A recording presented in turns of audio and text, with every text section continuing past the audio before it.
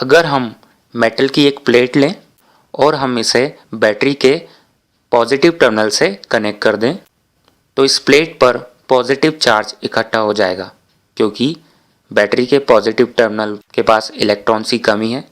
तो इस मेटल की प्लेट से वो कुछ इलेक्ट्रॉन्स को खींच लेगा, यानी कि इस प्लेट पर पॉजिटिव चार्ज इकट्ठा हो जाएगा।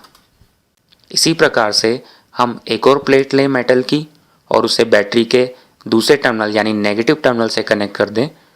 नेगेटिव टर्मिनल के पास बहुत सारे इलेक्ट्रॉन्स हैं, तो वो इस प्लेट को दे देगा और ये प्लेट नेगेटिवली चार्ज हो जाएगी। अब मान लीजिए अगर हम इन दोनों प्लेट्स को पास में लेकर आएं, इन दोनों ही प्लेट्स पे जो अपोजिट विपरीत चार्ज है वो एक दूसरे की तरफ अट्रैक्ट होगा। दोनों ही प्लेट पे जो चार्ज फैला हुआ है ये एक दूसरे की तरफ आने की और करीब आने की कोशिश करेगा। इस वजह से इन प्लेट्स में ये संभावना बनेगी कि और भी चार्ज इन प्लेट्स को दिया जा सके। इसके परिणाम स्वरूप इन दोनों ही प्लेट्स के बीच में चार्जिंग करंट फ्लो करेगा। साथ ही साथ इन दोनों प्लेट्स के बीच में एक इलेक्ट्रोस्टैटिक फील्ड स्थापित हो जाएगी, क्योंकि यहाँ पर चार्ज का सेपरेशन है।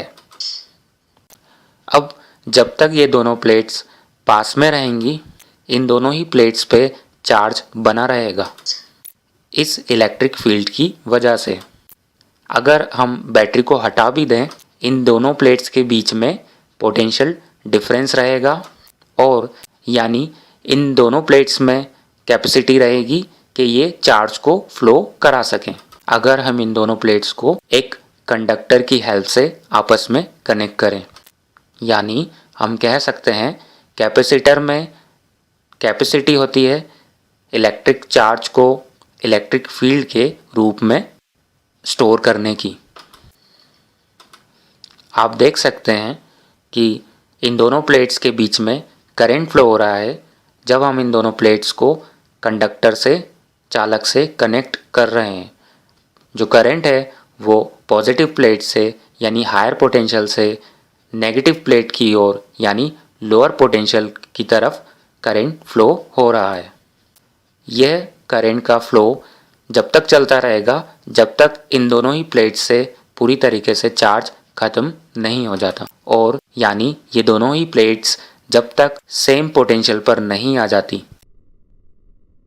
तो इस छोटी सी क्लिप में हमने आपको यह समझाने की कोशिश करी कि कैपेसिटर कैसे कार्य करता है, यानी वो किस तरीके से चार्ज होता है, अपने अंदर इलेक्ट्रिकल एनर्जी को स्टोर करता है और इस स्टोर एनर्जी को वो कैसे डिसिपेट करता है जब हम इन प्लेट के बीच किसी इलेक्ट्रिक लोड को कनेक्ट करते हैं।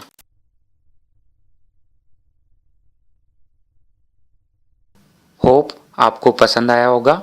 आपको अगर वीडियो अच्छा लगा तो इसे लाइक करें, शेयर करें, सब्सक्राइब करें और हम बहुत ही जल्द अपने अगले वीडियोस में और भी डिवाइसेस की वर्किंग को इतने ही ईजिली वे में समझाने की कोशिश करेंगे।